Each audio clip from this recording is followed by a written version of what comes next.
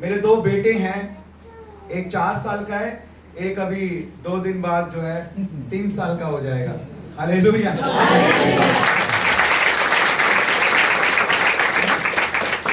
बड़े वाले बेटे का नाम नहेमिया है और छोटे वाले का एजरा। एक का नाम प्रार्थना और एक का नाम वचन। तो अब मेरे बेटे का जन्मदिन आएगा, उसे कुछ करने की जरूरत नहीं है, उसको बहुत सारे गिफ्ट वैसे मिल जाएंगे, है ना। ये मेरे जीजा जी हैं, तो मेरे बच्चे के फूफा लगे। तो फूफा जी आएंगे और गिफ्ट लेके आएंगे, क्योंकि उनके भतीजे का क्या है, जन्मदिन है। तो जब जन्मदिन आता है तो कुछ करने की आवश्यकता नहीं पड़ती है। बर्थडे आता है, सालगिरह आती है, एनिवर्सरी आती है और गिफ्ट मिल जाता है। कुछ करने की जरूरत नहीं है, बस डेट का वेट करो और गिफ्ट ले लो। हालेलुया। लेकिन जो इनाम होता है उसको प्राप्त करने के लिए हमें कुछ करना पड़ता है। पौलुस कहता है कि मैं निशाने की ओर दौड़ा चला जाता हूं ताकि उस इनाम को प्राप्त कर सकूं, उस प्रतिफल को प्राप्त कर सकूं जो परमेश्वर ने मेरे लिए रखा है। प्रतिफल, परमेश्वर प्रतिफल देने वाला परमेश्वर है। विश्वास करने के द्वारा हमें अनंत जीवन मिलता है, लेकिन हमें प्रतिफल अगर प्राप्त करना है तो प्रतिफल प्राप्त करने के लिए हमें कुछ करना पड़ेगा। अगर दुल्हन के वस्त्र हमें चाहिए तो धर्म के काम हमें करने पड़ेंगे। ये मैं नहीं कह रहा, ये प्रभु का वचन कह रहा है। वो मेमने के विवाह में जो दुल्हन ने जिन वस्त्रों को पहनकर वो तैयार है, वो क्या है, वो है धर्म के काम। यानी अगर हमें मेमने के विवाह में शामिल होना है, अगर हमें दूल्हे के साथ जाना है तो हमें धर्म के काम करने होंगे। अगर हमें प्रतिफल चाहिए तो प्रतिफल हमें प्राप्त करने के लिए कुछ करना पड़ेगा। इनाम प्राप्त करने के लिए हमें कुछ करना पड़ेगा। Hallelujah, hallelujah, hallelujah. प्रतिफल का मतलब पता है क्या है? रिवॉर्ड, यानी प्रतिफल, वो फल जो आपने कुछ किया उसके बदले आपको मिल रहा है। प्रतिफल, मेहनत का फल, प्रतिफल। आपने कुछ किया और आपको उसका फल मिल रहा है। उपहार अलग चीज है और प्रतिफल अलग चीज है। इब्रानियों की पत्री 11 अध्याय के 6 पद में लिखा है, जो कोई परमेश्वर के पास आता है उसे विश्वास करना चाहिए कि परमेश्वर है और वो अपने खोजने वालों को प्रतिफल देता है। हालेलुया, विश्वास के बिना उसे प्रसन्न करना अनहोना है। और जो कोई परमेश्वर के पास आता है उसे विश्वास करना है कि परमेश्वर है और वो अपने खोजने वालों को प्रतिफल देता है।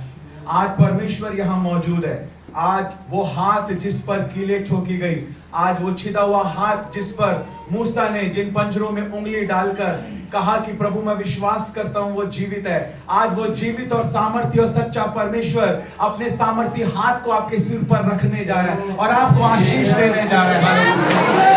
हालेलुया, अपने वायदे के अनुसार हमारे बीच में मौजूद है। हालेलुया, हालेलुया, यीशु मसीह की। आप तैयार हो जाएं। हालेलुया, आप तैयार हो जाएं। हालेलुया, ये वाला फैन बंद कर देना।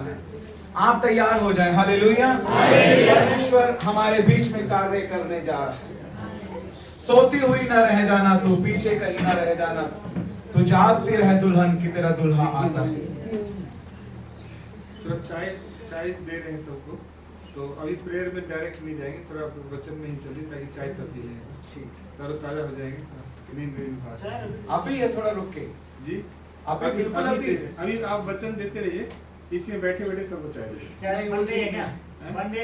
ठीक नहीं रहेगा, थोड़ा सा रुक जाइए प्लीज। नहीं रहने दीजिए, चाय नहीं चाहिए। चाहिए चाय आपको? नहीं चाहिए किसी को चाय। लास्ट में जब खत्म होगा तब पीते हुए निकल जाएंगे। अभी आत्मा पीने का समय है। अभी हम परमेश्वर हमें अपना आत्मा पिलाना चाहता है। हालेलुया, हालेलुया, यीशु मसीह की वफादार दुल्हन चाहता है। मुझे सच में बहुत खुशी है आपकी भूख और आपकी प्यास को देखकर। I am so happy. Hallelujah. वफादार दुल्हन चाहता है परमेश्वर और समझदार दुल्हन चाहता है। हालेलुया। राह तकती रहे दुल्हन की तरह दूल्हा आता है। बड़ी भूख और बड़ी प्यास के साथ हमें बैठना है परमेश्वर के उपस्थिति में। 4 बातों को जल्दी से समझकर हम सीधा वो प्रार्थना में जाएंगे जो 3 प्रकार की प्रार्थना मैंने आपको बताई थी। हाँ, पश्चाताप की प्रार्थना, समर्पण की प्रार्थना और भरपूरी की प्रार्थना। वाह, ऐसे लोग होने चाहिए। हालेलुया। Very good. परमेश्वर आपको बहुत आशीष दे। और 4 बातें। पहली बात, पवित्र आत्मा का हमारे अंदर होना। अब एक एक करके हम इन बातों को जल्दी जल्दी समझते जाएंगे और ध्यान से सुनेंगे और सीखेंगे।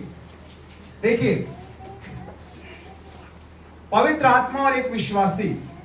पवित्र आत्मा का ही कार्य था कि हमने प्रभु यीशु मसीह के बहते लहू की कीमत को पहचाना और अपने पापों से तौबा किया, हर एक को क्षमा किया, हर एक कड़वाहट को अपने अंदर से निकाला और अपने जीवन को परमेश्वर के हाथों में सौंपा। यीशु मसीह की जरूरत को, उद्धारकर्ता की जरूरत को, पापों से छुटकारे को हमने महसूस किया। और यह पवित्र आत्मा का कार्य था कि हमने यीशु मसीह को उद्धारकर्ता के रूप में ग्रहण किया। वचन में लिखा है, बिना पवित्र आत्मा के कोई नहीं कह सकता कि यीशु तो मेरा प्रभु है। हमें हमारे पापों के प्रति कायल करने वाला, यीशु मसीह के लहू की कीमत को समझाने वाला वो परमेश्वर का आत्मा ही है। हालेलुया। यीशु मसीह क्रूस के ऊपर लटके हुए थे, एक दाईं ओर एक बाईं ओर 2 डाकू लटके हुए थे। दोनों ने यीशु मसीह के बहते हुए लहू को देखा, लेकिन एक ने उसकी कीमत को पहचाना और एक ने उस लहू की कीमत को नहीं पहचाना कि वो लहू कितना सामर्थी है, कितना पवित्र है, जिस लहू के द्वारा छुटकारा है। जिसने यीशु मसीह के उस बहते हुए लहू की कीमत को पहचाना, उसने कहा, प्रभु हम तो अपने पापों के लिए ये फल भोग रहे, लेकिन आपने तो कोई गलती नहीं की। जब तू अपने राज्य में आए तो मेरी सुधि लेना। प्रभु ने कहा, तू आज ही मेरे साथ स्वर्ग लोक में होगा। आज का दिन उद्धार का दिन है।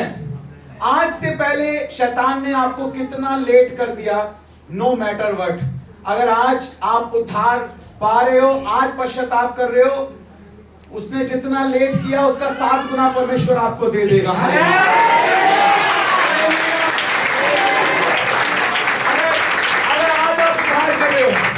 आपको लगता है शैतान ने आपकी सेहत चुराई है, आपकी आने वाली सेहत ऐसी होगी जैसी मूसा की 120 साल में थी। ना उसकी आंखों की रोशनी धुंधली हुई थी, ना उसका पौरुष घटा था। हालेलुया। ये परमेश्वर का आत्मा कर सकता है। हालेलुया। अगर मूसा के लिए कर सकता है तो हमारे लिए भी कर सकता है। हालेलुया। शैतान ने आपकी सेहत को चुराया है। आज जब परमेश्वर का अभिषेक आएगा, हर एक बीमारी, हर एक कमजोरी चली जाएगी।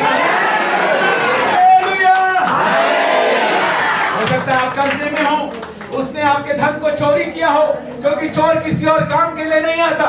यूहन्ना 10:10 में लिखा है, वो सिर्फ चोरी करने, नष्ट करने और घात करने के लिए आता है।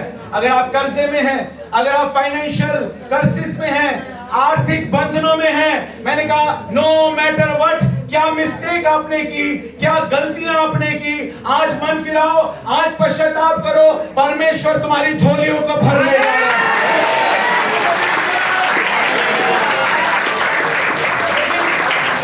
लेकिन शर्त यही है, कल का दिन उद्धार का दिन नहीं है। अगर आज मन फिराओगे, परमेश्वर कहता है आज का दिन उद्धार का दिन है। हालेलुया। आज का दिन छुटकारे का दिन है। हालेलुया। शैतान ने आपको कितना लेट किया, वो उसका काम ही यही है। वो लोगों को लेट करना चाहता है और लेट करते करते उनको इतना लेट करना चाहता है कि उनके नाम के आगे लेट लग जाए। उसका मकसद ही यही है, क्योंकि वो चोरी करने, नष्ट करने और घात करने के लिए आता है। लेकिन यीशु मसीह का नाम इसलिए आया कि तुम जीवन पाओ और बहुत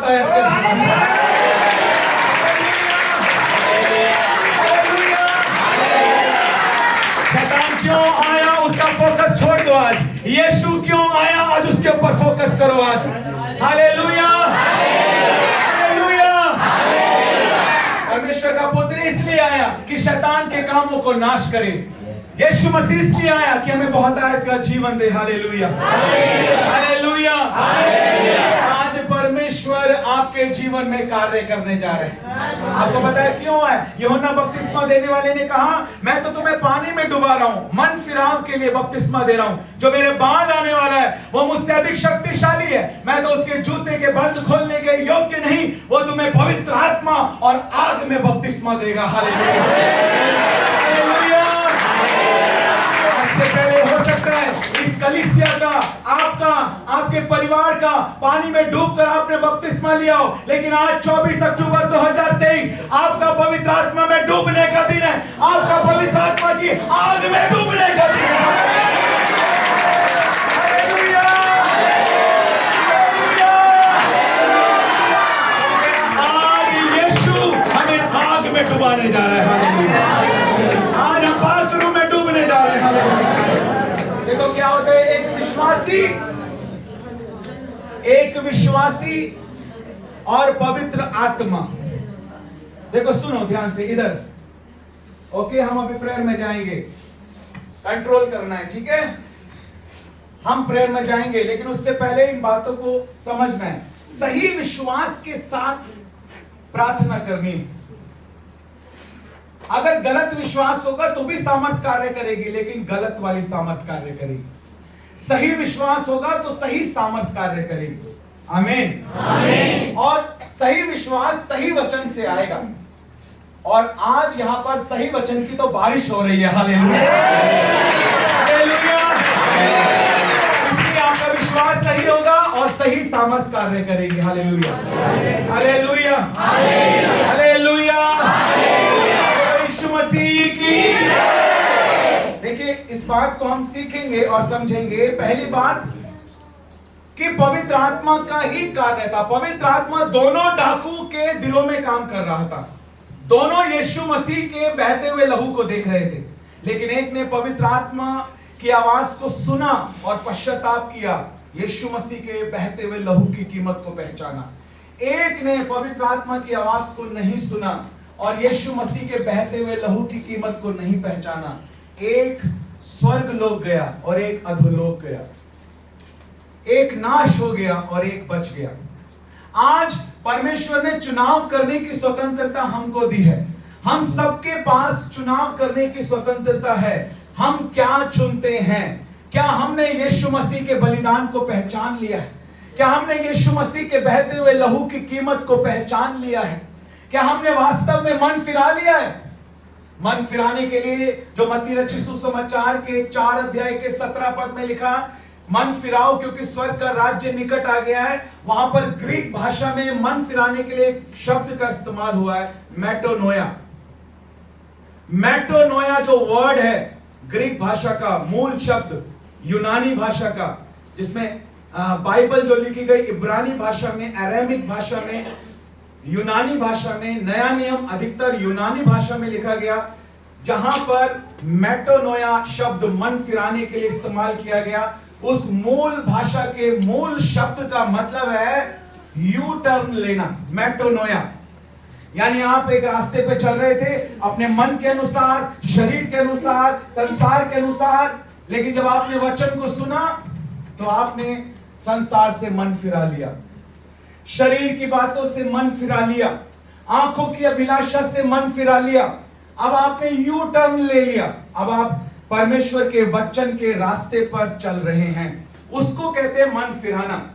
अगर आज भी आप सांसारिक रीति रिवाजों में हैं, अगर आज भी आप शरीर के कामों में हैं, इसका मतलब मन नहीं फिराया है। इसका मतलब मन नहीं फिराया है।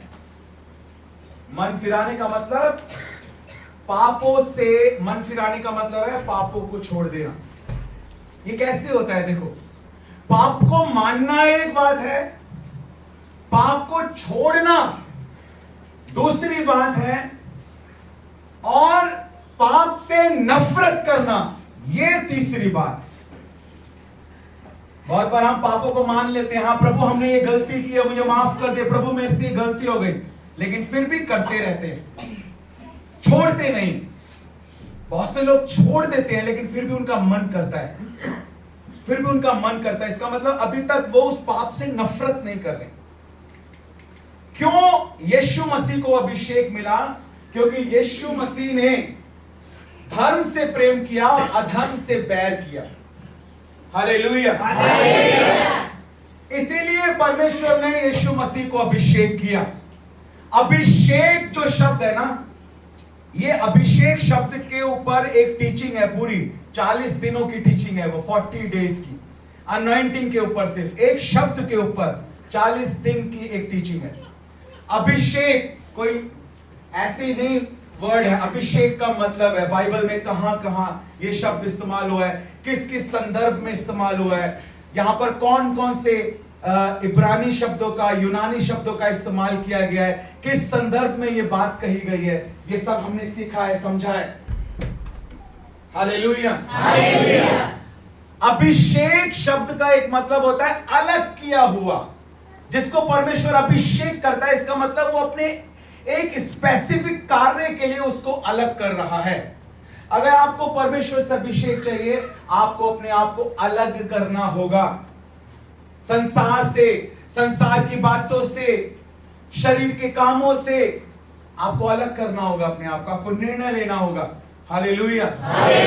हमें अंधकार में चमकना है, लेकिन अंधकार में मिलना नहीं है। अंधकार में चमकने के लिए हम बुलाए गए हैं, अंधकार में मिलने के लिए नहीं। हालेलुया। एक डूबता हुआ कभी दूसरे डूबते हुए को नहीं बचा सकता। हमें बचना है ताकि हम दूसरे लोगों को भी बचा पाए। अगर हम खुद ही डूब रहे हैं तो हम दूसरे डूबते हुए को कैसे बचा सकते हैं? बचा सकते हैं क्या? अगर हम अब खुद ही पापों में डूबे हुए हैं, दूसरे को जो पापों में डूबा हुआ है हम खींचकर बाहर कैसे निकालेंगे बताइए? एक डूबता हुआ कभी दूसरे डूबते हुए को नहीं बचा सकता। पहले हमें पापों से बाहर आना पड़ेगा, पहले हमें पापों के सागर से बाहर निकलना पड़ेगा, पहले हमें वचन पर चलना पड़ेगा। जब हम बाहर आएंगे तभी अपने पति को बाहर खींच पाएंगे, अपने बेटे को बाहर खींच पाएंगे, अपनी बेटी को बाहर खींच पाएंगे, अपनी सास को बाहर खींच पाएंगे, अपने देवर को, अपनी नंद को बाहर खींच पाएंगे, अपने पड़ोसियों को बाहर खींच पाएंगे, अपने समाज के लोगों को बाहर खींच पाएंगे। अगर हम खुद ही डूब रहे हैं तो हम दूसरे डूबते हुए को कैसे बचाएंगे? ये परमेश्वर के पवित्र आत्मा का कार्य है। ये सोचने वाली बात है, क्या आप पाप से बाहर आ चुके हो या नहीं? अगर आप खुद ही आज पापों में हो तो दूसरे को कैसे बचाओगे? हमेशा याद रखना, एक डूबता हुआ कभी दूसरे डूबते हुए को नहीं बचा सकता। इसीलिए यीशु आया कि उसने कोई पाप नहीं किया, इसीलिए उसके नाम से सब बच रहे हैं। Hallelujah, hallelujah. पहली बात, पवित्र आत्मा हमारे अंदर होता है जब हम अपने पापों से उद्धार प्राप्त करते हैं। आपको पता है बाइबल में 7 पर्व हैं। मुझे पता है आपको नहीं पता होगा, इसलिए मैं बता देता हूं, क्योंकि आपकी क्षमता मुझे पता लग गई कि आपको कितना वचन आता है। बाइबल में 7 पर्व हैं। फसह का पर्व, आखमीरी रोटी का पर्व, पहली उपज का पर्व, पेंतीकोस का पर्व, तुरियों का पर्व, प्रायश्चित के दिन का पर्व और झोपड़ियों का पर्व, जिसे तंबुओं का पर्व भी कहा जाता है। तो बाइबल में ये 7 पर्व हैं जो एक के बाद एक आते हैं। आखमीरी रोटी का पर्व तब तक नहीं आता जब तक फसह का पर्व नहीं आता, और पहली उपज का पर्व तब तक नहीं आता जब तक आखमीरी रोटी का पर्व नहीं आता, और पेंतीकोस का पर्व तब तक नहीं आता जब तक तुरियों का पर्व नहीं आता, पहली उपज का पर्व नहीं आता। ये सब एक के बाद एक, ये इन सब चीजों में बड़े आत्मिक अर्थ छुपे हुए हैं। मैंने कहा ना, बाइबल के अंदर प्रकाशन भरे हुए हैं। ये प्रकाश जब जिंदगी में आता है तब अंधकार दूर होता है। हमें वचन का प्रकाश चाहिए, उसके वचन के खुलने से प्रकाश होता है। Hallelujah, hallelujah. ये प्रकाश हमारी जिंदगी में आने चाहिए ताकि हर एक अंधकार हमारे जीवन से दूर हो सके। Hallelujah, hallelujah. भजन संहिता 107 के 20 पद में लिखा है, वो अपने वचन को भेजकर अपने लोगों को चंगा करता है, और जिस गड्ढे में वो पड़े हैं वहां से उन्हें बाहर निकालता है। परमेश्वर ने वचन को भेजा, यीशु मसीह को भेजा, और हमें पापों के गड्ढे से बाहर निकाला। और आज परमेश्वर ने हमारे माध्यम से वचन को आपके बीच में भेजा है, ताकि आप चाहे किस भी गड्ढे में क्यों ना पड़े हो, आज परमेश्वर आपको बाहर निकाल रहा है। Hallelujah, hallelujah, hallelujah.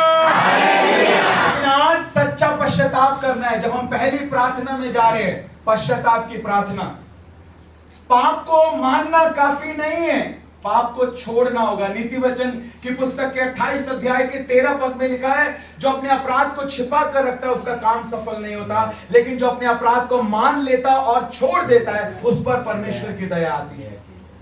हालेलुया। इसलिए मानना काफी नहीं है, आपको छोड़ना है। हालेलुया। और छोड़ने के बाद आपको उस पाप से नफरत करनी है। परमेश्वर पाप से नफरत करता है, पता है? पापी से प्यार करता है, पापी से नफरत नहीं करता। पापियों को तो वो बचाने आया, खोए हुए को ढूंढने आया। वो पापी से प्यार करता है, लेकिन पाप से नफरत करता है। कितने मेरे साथ हैं? Hallelujah, hallelujah. आपको पता है वो पाप से नफरत क्यों करता है? वो पाप से नफरत इसलिए करता है क्योंकि पाप मनुष्य को परमेश्वर से दूर करता है। परमेश्वर कहता है ये मेरे हाथों की बनाई हुई रचना है, मैंने अपना जीवन का श्वास इनमें फूका है, लेकिन मेरा इनसे मेल नहीं हो पा रहा क्योंकि पाप है। उसी पाप को दूर करने के लिए पिता ने अपने पुत्र को भेजा, ताकि यीशु मसीह के लहू से धुलकर हम साफ हो जाएं, ताकि पिता हमारे साथ रिश्ता बना सके। लिखा है, तुम जो पहले दूर थे, मसीह के लहू के द्वारा अब परमेश्वर के निकट आ गए हो। Hallelujah, hallelujah. यीशु मसीह का लहू हमें धोता है और हम परमेश्वर के निकट जाते हैं। वो हमारा महायाजक है। हालेलुया। मैं आपको क्या बताना चाहता हूं, समझने की कोशिश करो। पेंतीकोस का पर्व तब तक नहीं आता जब तक फसह का पर्व नहीं आता। जब तक यीशु मसीह का वो लहू इस धरती पर नहीं गिरा, इस पृथ्वी पर नहीं गिरा, इस जमीन पर नहीं गिरा, पवित्र आत्मा परमानेंटली नहीं उतर पाया। आता था, जाता था, बल से उतरता था। बैटिंग पे फादर, फिर सन और अब होली स्पिरिट। लेकिन होली स्पिरिट बैटिंग करने फ्रंट में तभी आ पाया जब यीशु मसीह का लहू गिरा। आप समझ रहे हैं? जब तक यीशु मसीह का लहू नहीं गिरा इस जमीन पर, पवित्र आत्मा परमानेंटली नहीं उतर पाया। पेंतीकोस का पर्व आया तो फसह के पर्व के बाद में आया। पहली उपज का पर्व, जब यीशु मसीह मुर्दों में से तीसरे दिन जी उठा और पहलौठा, जी उठने वालों में पहलौठा, पहला फल हुआ। उसके बाद पेंतीकोस का पर्व आया, 50वें दिन पेंतीकोस का पर्व आया। तब पवित्र आत्मा उतरा और उनमें से हर एक पर आ ठहरा, फिर वो ठहर गया। Hallelujah, hallelujah. अगर आप चाहते हो कि पवित्र आत्मा आप पर उतरे, हालेलुया, वो आता है, वो हमेशा हमारे अंदर रहता है, वो कभी हमें छोड़ता नहीं है। अगर आप गलती भी करोगे, वचन को भी तोड़ोगे, वो आपको छोड़कर नहीं जाएगा। ऐसा नहीं है कि वो आपको छोड़कर चला जाएगा। क्या लिखा है? वो सर्वदा तुम्हारे साथ रहेगा। वो रहता है लेकिन वो बुझ जाता है। लिखा है, पवित्र आत्मा को मत बुझाओ, पवित्र आत्मा को शोकित मत करो। पवित्र आत्मा दुखी कब होता है? पवित्र आत्मा दुखी तब होता है जब आप वचन को पूरा नहीं करते। जो परमेश्वर ने कहा मत करो, आपको नहीं करना, और जो परमेश्वर ने कहा करो, वो आपको करना भी है। अपनी बुलाहट को पहचानना भी है, सुसमाचार सुनाना भी है।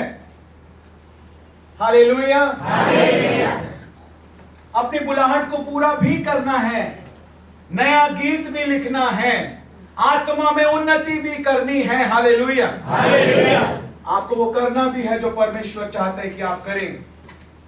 अपने पापों से आज तौबा करनी है। जब पश्चाताप की हम प्रार्थना करने जा रहे हैं, पश्चाताप की प्रार्थना का अर्थ तभी है जब आप अपने पापों को मान लें, छोड़ दें और पाप से नफरत करें। अब मैं दोबारा ऐसा नहीं करूंगा, क्योंकि ये चीज मेरे परमेश्वर की उपस्थिति को मुझसे दूर करती है।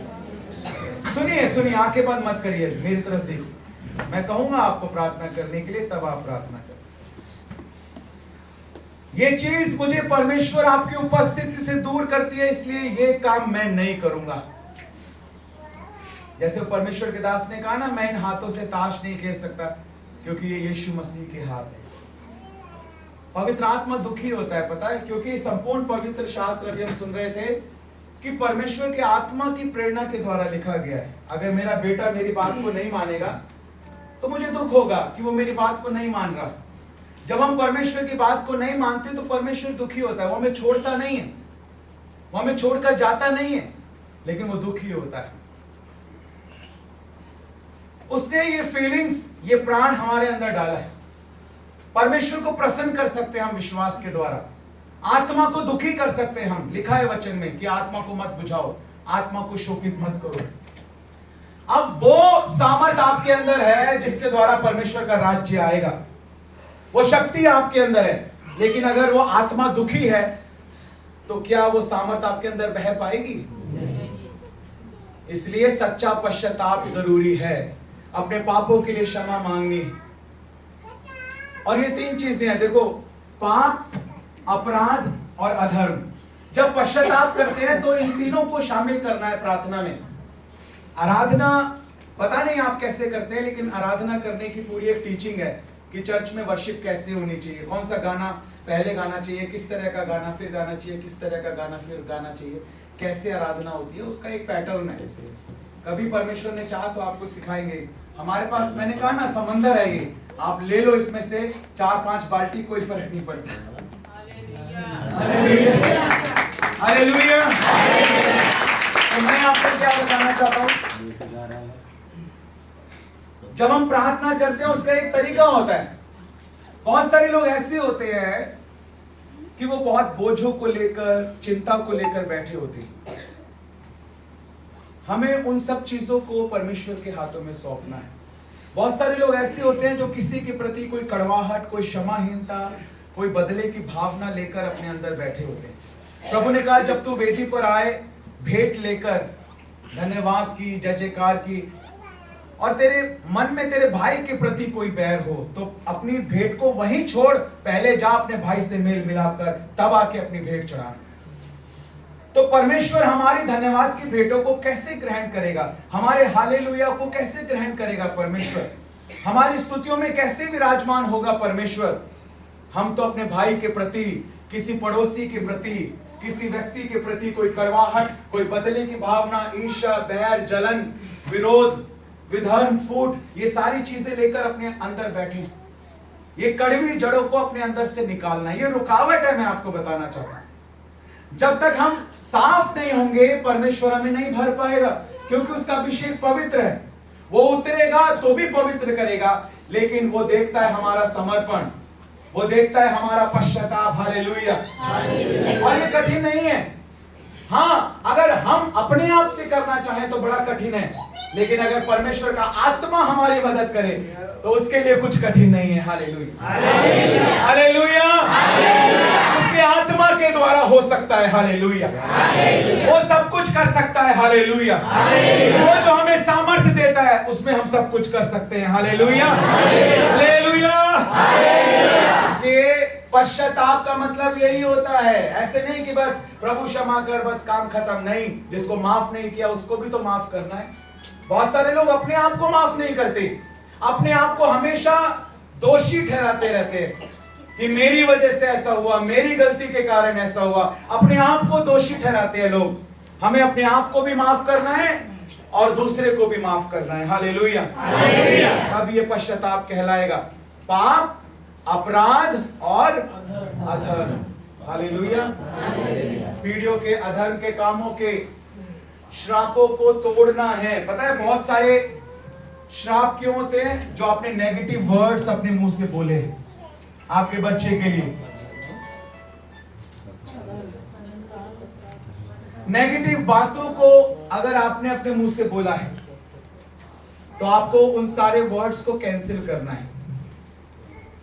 आपके लिए 1000 पास्टर प्रार्थना कर रहे हैं, अगर 10,000 पास्टर आपके लिए प्रार्थना कर रहे हैं, लेकिन आप कह रहे हो अपने मुंह से कि मैं कभी ठीक नहीं हो सकता, तो आप कभी ठीक नहीं हो सकते।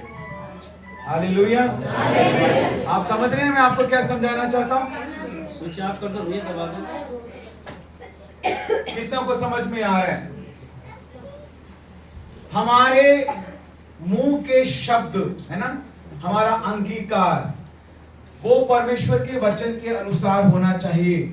आज जब आप पश्चाताप की प्रार्थना कर रहे हैं तो आप ये बोलें कि प्रभु, अगर मैंने अपने मुंह से अपने लिए, अपने परिवार के लिए, अपने बच्चों के लिए कुछ भी नेगेटिव बोला है जो आपकी इच्छा के अनुसार नहीं है, आपके वचन के अनुसार नहीं है, मैं उन सारी नकारात्मक बातों को यीशु मसीह के नाम से कैंसिल करता हूं, रद्द करता हूं। Hallelujah, hallelujah. आप अपने मुंह के शब्दों के द्वारा स्वर्गदूतों को भी काम दे सकते हैं और दुष्ट आत्माओं को भी काम दे सकते हैं। अगर आप वचन के अनुसार बोलेंगे तो स्वर्गदूत उसे पूरा करने के काम पे लग जाएंगे। अगर आप वचन के अनुसार बोलेंगे तो परमेश्वर के स्वर्गदूत उसे पूरा करने के लिए काम पे लग जाएंगे। अगर आपने वचन के अनुसार नहीं बोला तो फिर दुष्ट आत्माएं उसे पूरा करने के काम पे लग जाएंगे। आप किसको काम दे रहे हो?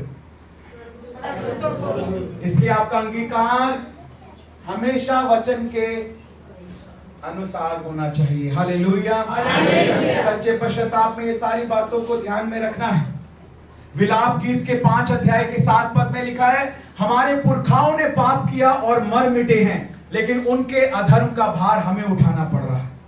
आज अगर मैं यहाँ आपके बीच में खड़ा हूं और इतने सारे राज्यों के लिए, कलीसियाओं के लिए, देश विदेशों के लिए एक आशीष का कारण हूं, तो उसका कारण मेरे पिता हैं, मेरे पापा।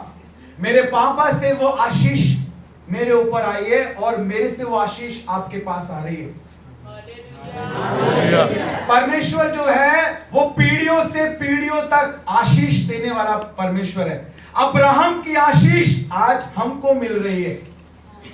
सोचो अब्राहम कौन सी पीढ़ी में था और हम अब्राहम की कौन सी पीढ़ी में आज हैं, लेकिन अब्राहम आज भी विश्वासियों का पिता है और उसकी आशीष हजारों सालों तक हमारे ऊपर ट्रांसफर हो रही है।